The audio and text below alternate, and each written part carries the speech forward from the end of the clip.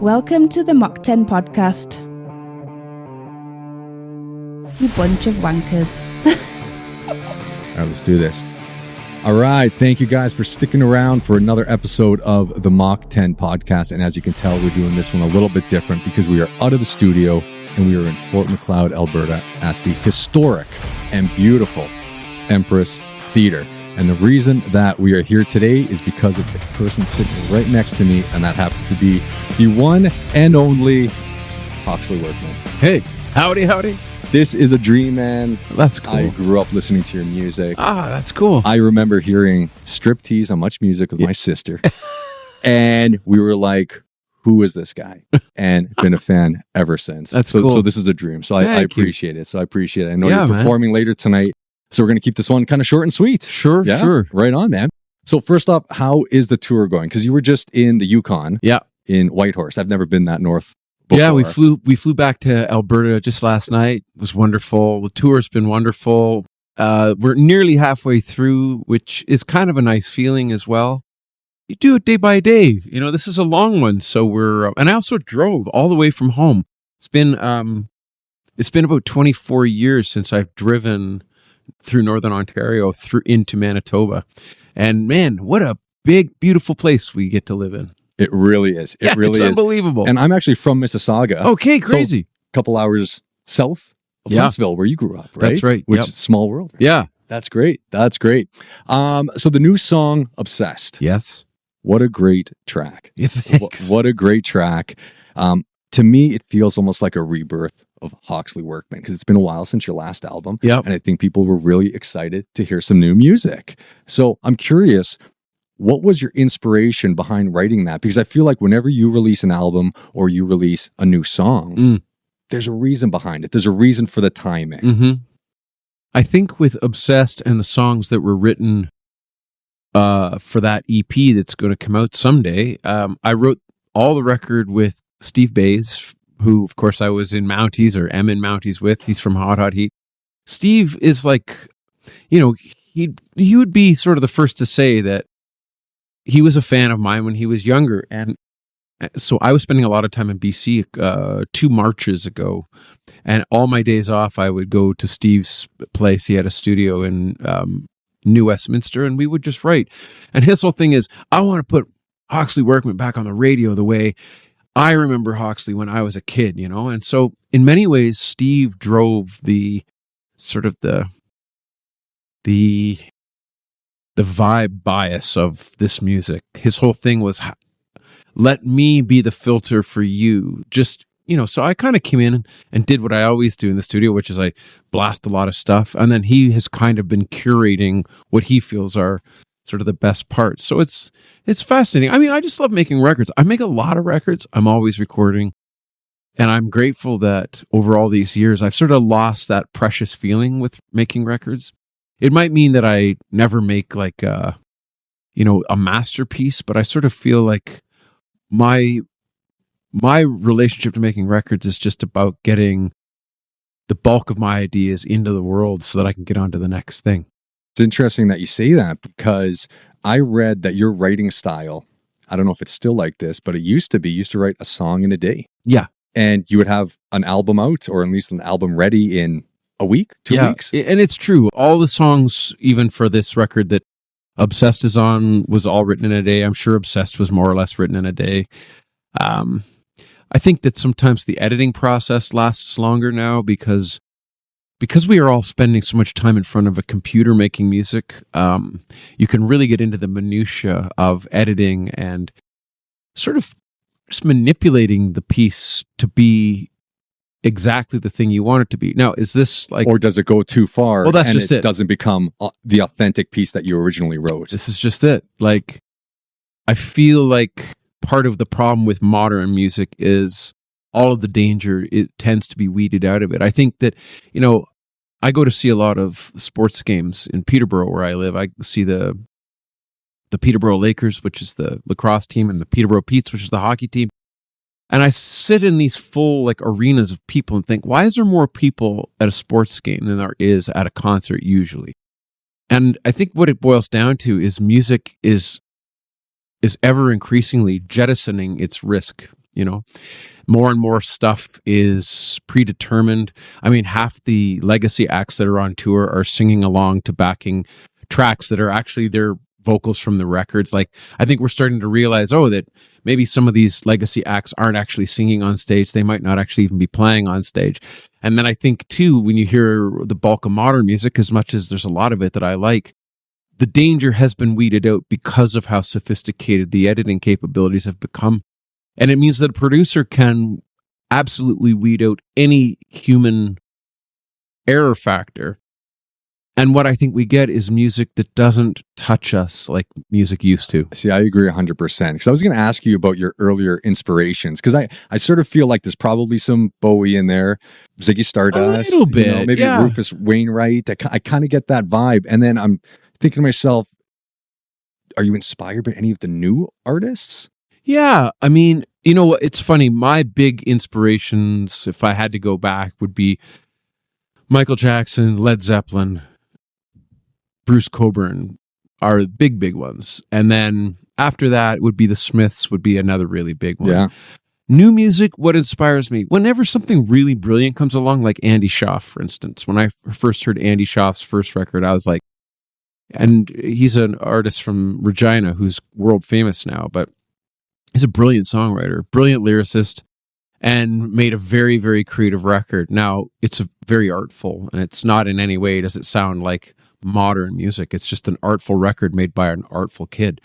That blew my mind. Daniel Romano is the same. Like, these kids who kind of are still maintaining that, like, what does a genius sound like when the hose is on full? And, you know, Daniel Romano is another one of those geniuses where the hose is just always on full, you know, like it's just blowing. And that's great music to listen to. Oh man, that's the stuff. It's fun, and it's fun music to listen to, right? Absolutely. Now you're touring 20 years of Lover Fighter. Yeah, that's right. So I'm curious, that was 20 years ago, and you wrote those songs, you wrote that album with inspirations 20 years ago. Now, when you play those songs now, do the songs have a different meaning? So, for example, We're Not Broken Yet. When I listened to that, when it first came out, you know, I think there's some shit going on in Canada and whatnot. I almost felt like it was a stick it to 'em song. But now, 20 years later, when I listen to it, I now have a family, I have kids, you know, my life is so different that I hear the lyrics differently. Now it's more of a song of hope, for example. So when you play some of your older music, do you revert back to the mentality that you had when you wrote it? Or does it change now that you're more experienced or have more experience? I definitely feel like I sing a lot about fear in the early days. And I feel like my new version of myself is a version of myself that's not investing in the idea of fear anymore. And I feel like it was central to who I was back then. I'm sad about that in a way. I'm sad that I hadn't really delved a little bit deeper into the purpose behind why fear was such a motivating feature to the artistry, you know.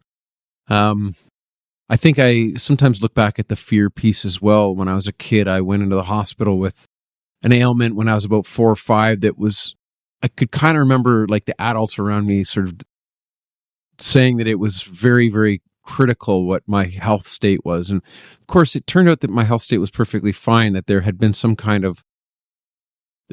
an x-ray that had been misread or misinterpreted. And then, but for whatever reason, I guess I've always had this feeling relating to death that it was very close to me, but I feel like that's not the case anymore. And I feel like I'm not investing in fear. I feel like that the machine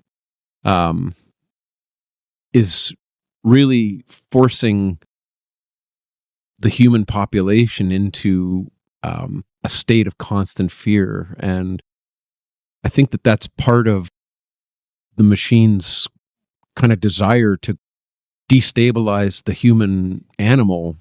We're not really meant to be living in fear. And like a lot of the Stoics would say, like most of the things we fear are all in our mind. They're things that haven't happened yet, you know?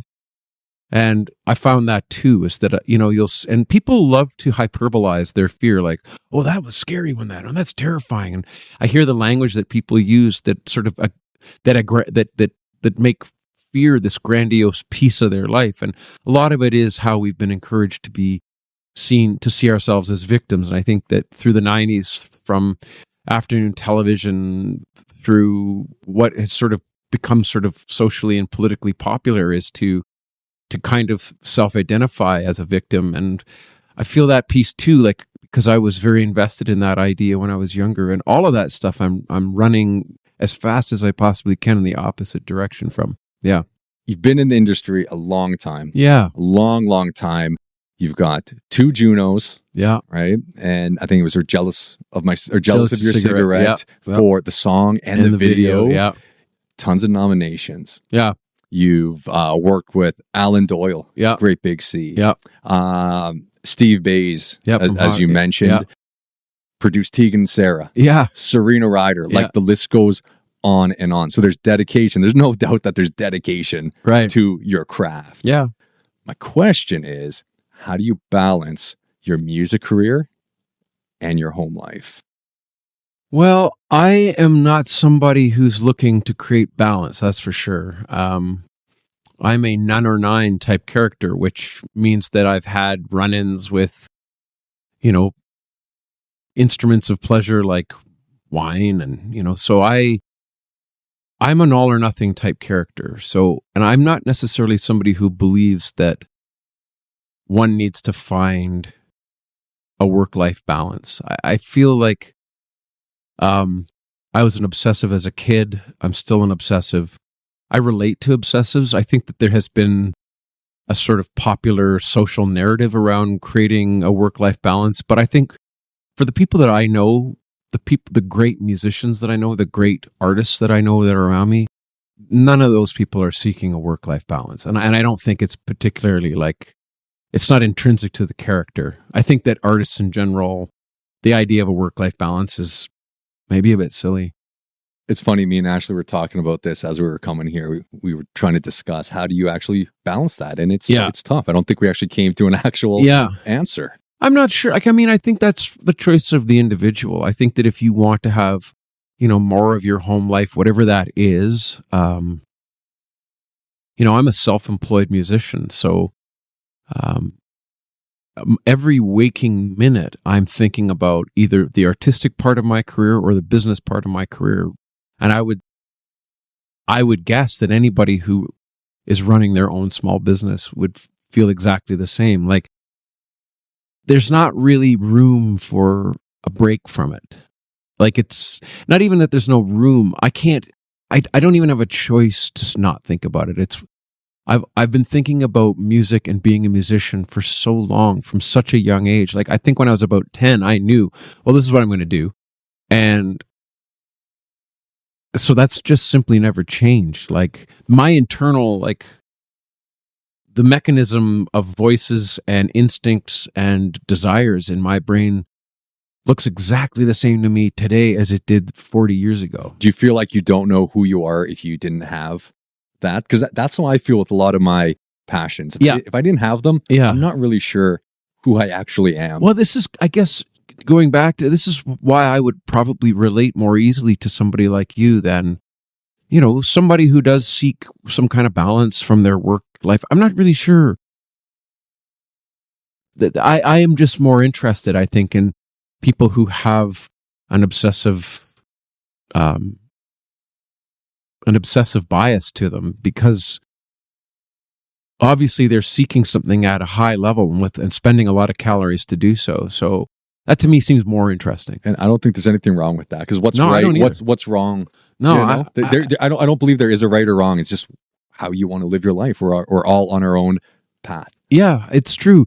I was doing this talk at a university and with some music kids, and one of the music kids who was a saxophone player asked the same question about how do I deal with work-life balance, and I kind of felt like saying, like, if you're going to be a saxophone player, like, you're going to have to say yes a lot and do kind of whatever. Like, if the idea is to become a professional saxophone player, I wouldn't imagine that there'd be anything resembling work-life balance for you for many decades, if you really wanted to hit the ground running and make a job of it, only because there's so few positions for a saxophone player. And that in order to chase, like, to get the gig, like, for whether it's, you're going to get the Bruce Springsteen gig or you're going to get the gig in a Bruce Springsteen tribute act. I don't know, but there's not a lot of saxophone gigs. So not to pick on this person, but I remember thinking, if I was in school and was studying saxophone, I think the last thing I'd be thinking about is how do I create a work-life balance? Do you ever take a step back from your career and look at it and say, holy shit, I'm doing it? Or, oh man, I've made it. And what is making it? Yeah. Like, do you feel like you've made it? Only in really, really benevolent glimpses. And I say it's benevolence that I offer to myself in a way. I think that when you're in the music business, the business is very harsh. And unless you're making a lot of people around you rich, the business tends to see you as a failure until you're making somebody rich, I'm a working class artist. I'm a middle class person. I am extremely blessed. So it is true that I do think about the fact that my career is very interesting. It's not necessarily the career I thought I was going to have.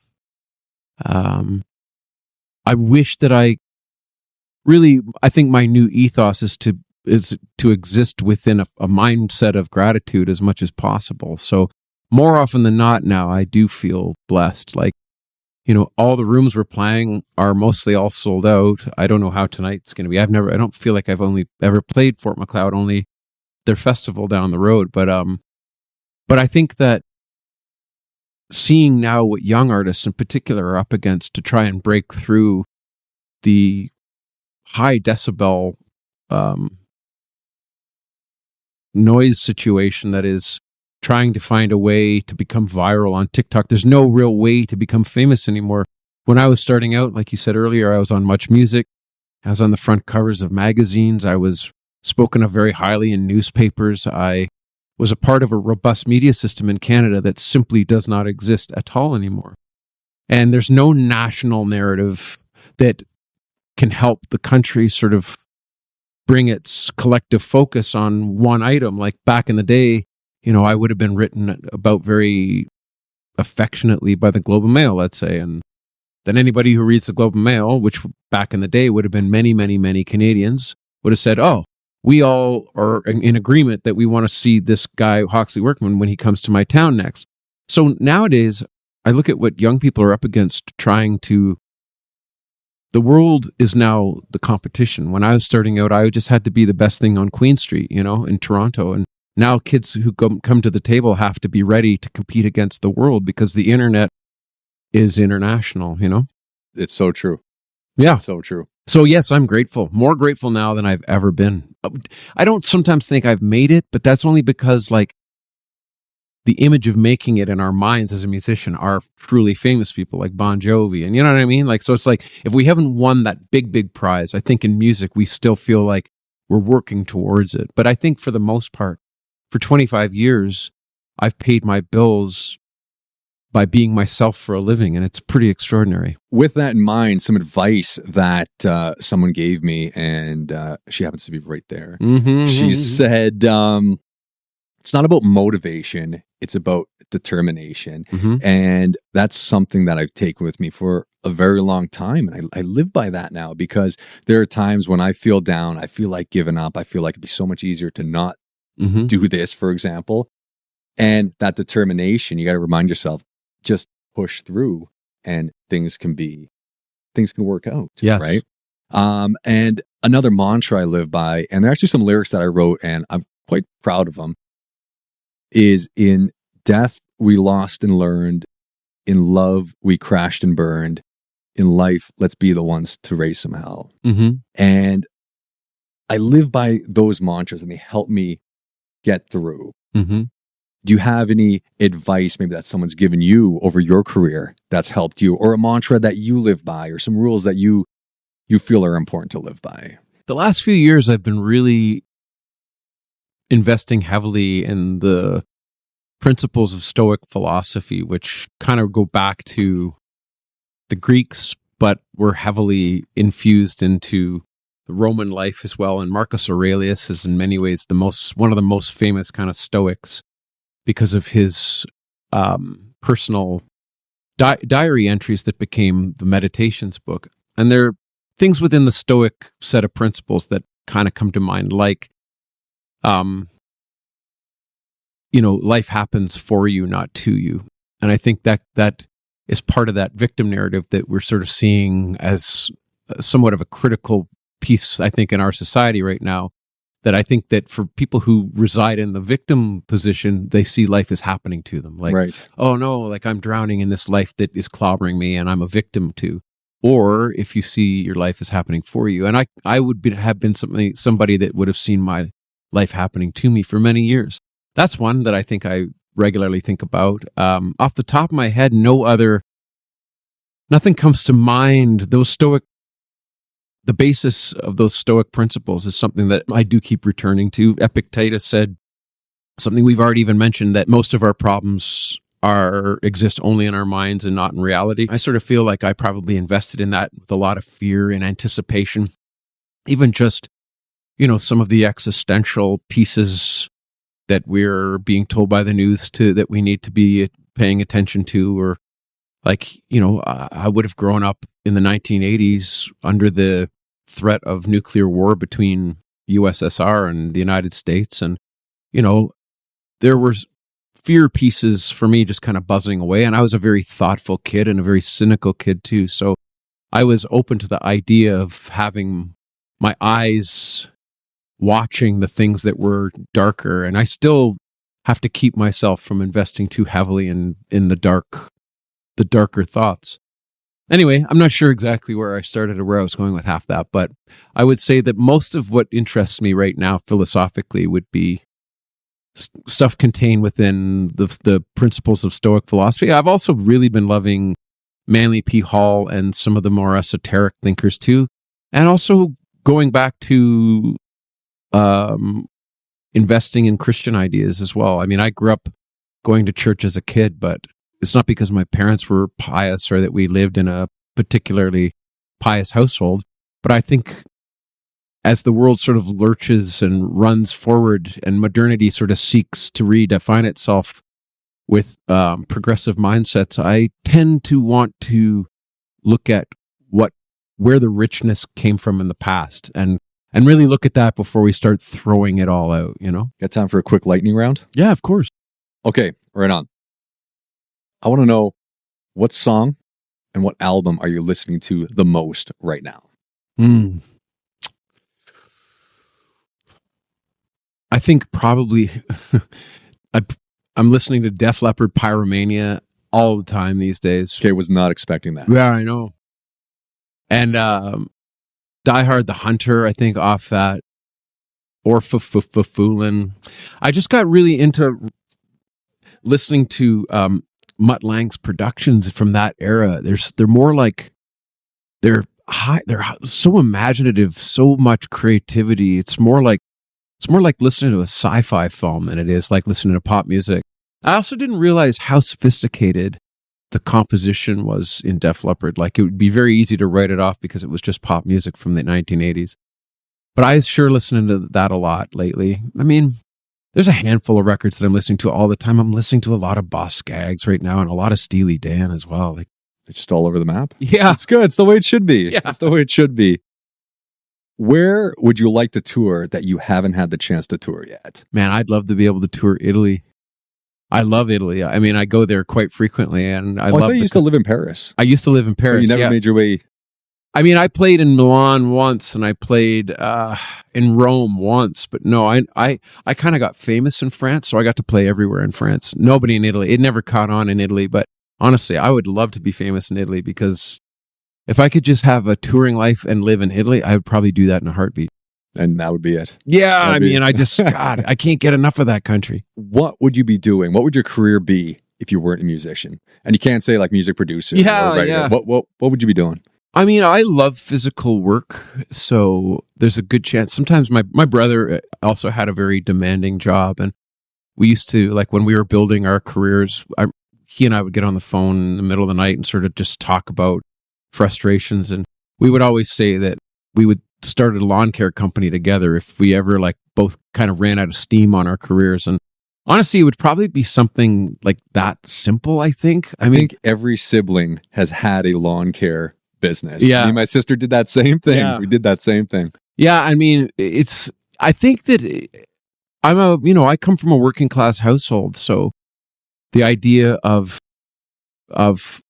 making honest money through sweating is like something that I'm not particularly afraid of. And I that's just off the top of my head. I mean, there's probably lots of stuff. As being an obsessive, it would be almost anything I would turn my focus to. I would probably chase it down pretty heavily.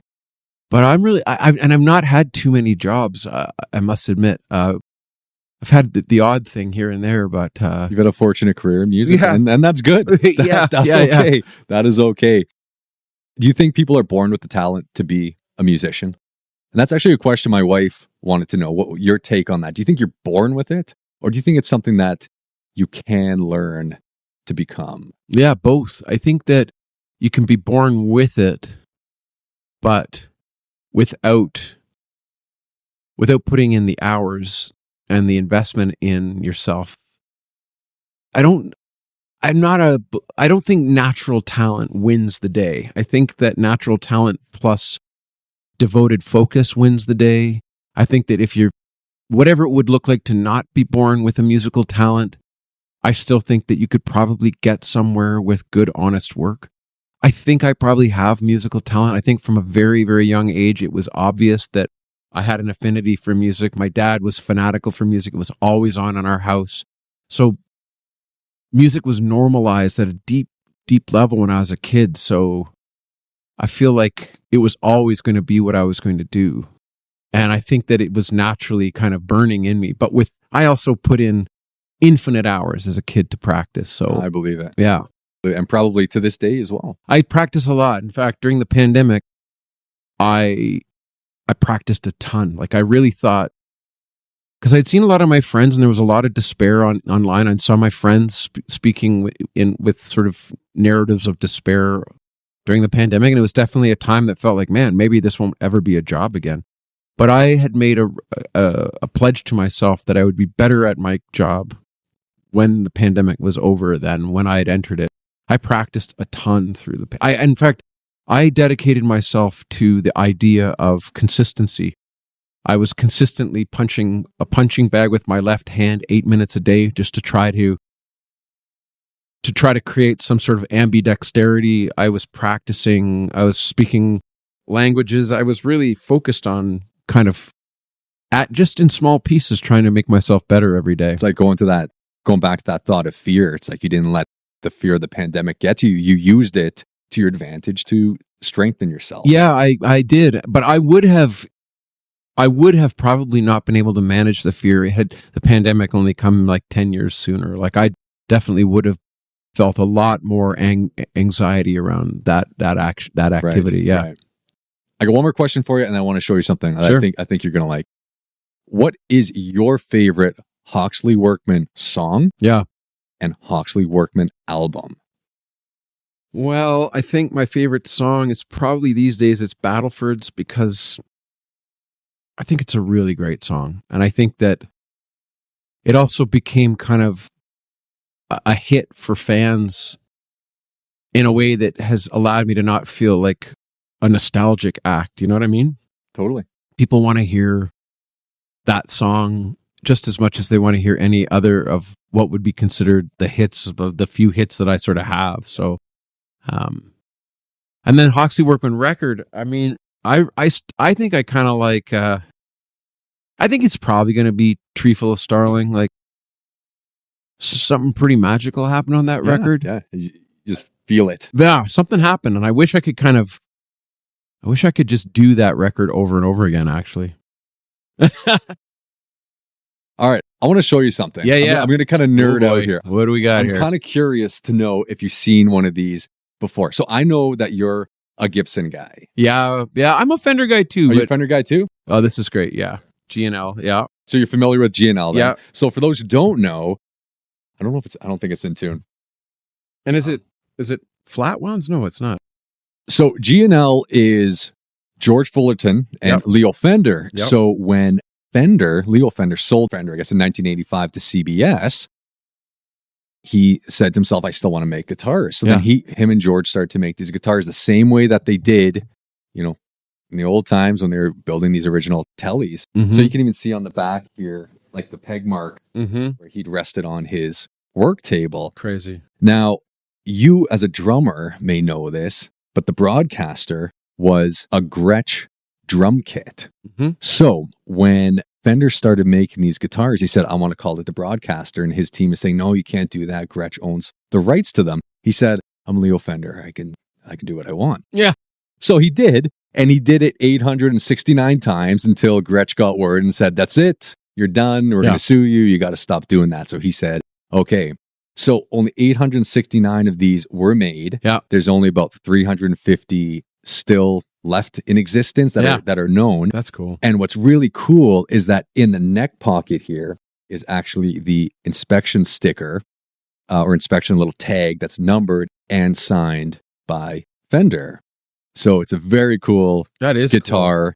And I figured you'd appreciate it. It's very cool. You can feel the build quality is very high. The neck is it feels seriously like, it just feels seriously straight and solid. It does. Yeah. It does. And there's a debate over the sound. People are saying, oh, the hype and all this. And I'm like, I don't know if it's even about the sound. It's about the history behind the guitar. Yeah, no, it's a really cool guitar. I mean, you can feel how quality the build is. You feel that neck pocket is so tidy. Yeah. I want to give that to you as a gift. No! I'm just kidding. Yeah. That's so funny. That's so funny. I got a t-shirt I'm going to give you, which I think is just as cool. It's a Mach 10 podcast. That's t-shirt. Cool. The t-shirt might even be cooler than the guitar. I don't know. That's up for debate, though. So tell me about the Mach 10 podcast. Yeah, here, I'll give that to you. Thank you very much. It's very cool. You know what? My background is in music and media, and I left that for a while. Yep. But, I felt like I needed to get back into it. I wanted to follow my passion again. Something was missing inside of me. So I started doing this, and I started reaching out to people, and people were getting back and saying, yeah, we'll be on your show, and people are giving me a chance. Mm-hmm. And I wanted to show my kids that you need to go after your dreams. You need to do what you love doing, because you could fail at doing something you don't love. So you might as well try doing something that you do. Oh, totally. And I enjoy it.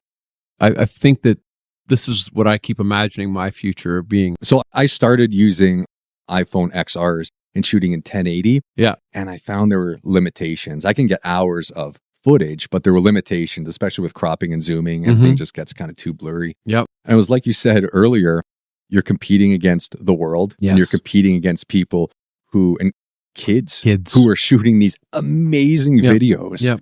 So it's almost like, how can you not start off with something that's not professional? You just can't. It's just so weird how it's happened that way. But I mean, there are so many kids who the tech is just natural to them, 100% natural. Oh, absolutely. And their ability to edit and just think technically, you're absolutely right. There's really no excuse for subpar there's tech products anymore. There's not. You got to go in 100%. Yeah, you really do. And I've been really grateful as a sort of in the last number of years that I've been forced to learn video editing and all the, everything that goes along with shooting and creating video. There's just no way around it. We used to get like $100,000 a video when I was signed to Universal, as a video budget. And there's just no such thing as video budget anymore. All right, man, listen. Pleasure. You're up on stage in a few hours. Yes. I'm going to be here for the show. Cool. Cannot wait to watch you do what you do live, the songs that I grew up listening to. Awesome. I'm really looking forward to it. Everyone, Hawksley Workman, thank you so much. We'll see you guys next time. Oh, man. That's so great. Dream come true, buddy. I appreciate it. Thank you. The Mach 10 Podcast.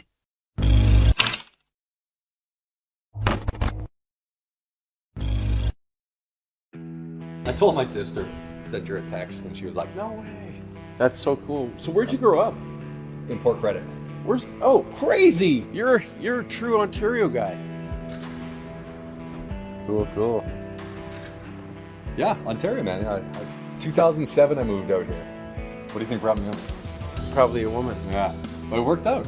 That's good. Yeah, Good for you. we actually did long distance for 2 years. Holy. Yeah. And then I made the move out here, and history was made, man. 2 kids later. Jeez, good for you. How old are your kids? 12 and 14. 12 and 14. 12 and 14. So yeah. those are their people. They're people. With their own opinions. I have real conversations. Yeah. The boyfriend comes over. Woo. It's a thing, man. It's a thing. Hey, listen, I'm going to let you go. Yeah, for sure. You got some setting up. You got some resting to do. All good. I appreciate it, man. Yeah, I really do. Yeah, you too. All right. All right, thanks, Hawksley. Appreciate it. Yeah,